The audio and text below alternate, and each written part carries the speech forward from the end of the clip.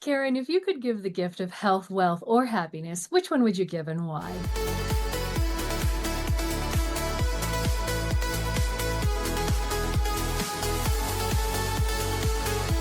I think it doesn't matter which one I give. It would be because all of them are so intertwined in such high vibrations that it's like, do you want to vibrate up here or up here or up here, Because happiness is wealth and health is happiness and wealth, and they're all they're very close vibrations. I'm very vibrational in my understanding of things, and when you get up there in that nebulous vibration area, it's like if you said, would you be, I feel like they're all three very high vibrating things. So I don't think you could separate them out. Some people say you can separate out wealth from happiness and health, but that's only because wealth is like a politically polarized thing, and we think of it as money, but really wealth is like, to me, wealth is, having stuff to eat and having, freedom and having, uh, feeling safe and secure and nourished. It's not like just money.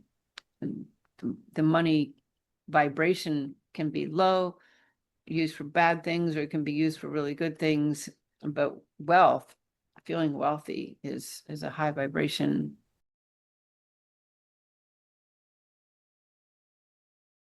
And now we have a question from our previous guest.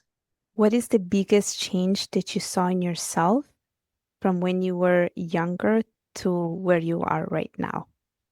And how did you celebrate the evolution? The answer to the first one, the biggest change, I would say I'm happy on a deeper level.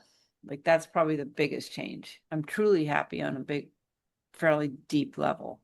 The second part of the question, because that was going to be hard for me to answer. How did you celebrate the evolution? That's the hardest thing, because I grew up saying you don't stop and celebrate all these little victories in life. And so I think that I'm going to take that second part of that question and I'm going to throw myself a party. Celebrate going from, that broken little child to who I am now, and that true happiness. Because I have done little celebratory things, but not like a big public thing where I really celebrate. And that's a really good question, because I think the answer is I haven't. you know I'm still pinching myself from time to time. And also I have a few hurdles still to get over, and one of them is, that idea that you got to turn around and try something else and try even harder, keep pushing along.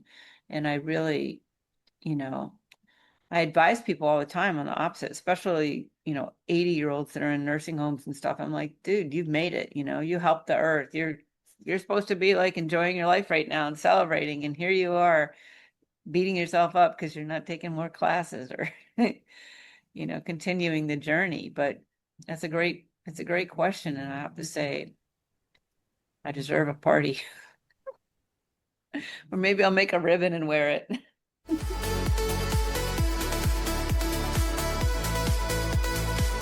Karin, I want to thank you so much for joining us today. I love your insights. I love your ideas and about art, the things that you've been through, and sharing with us all the stories of your life. Thank you.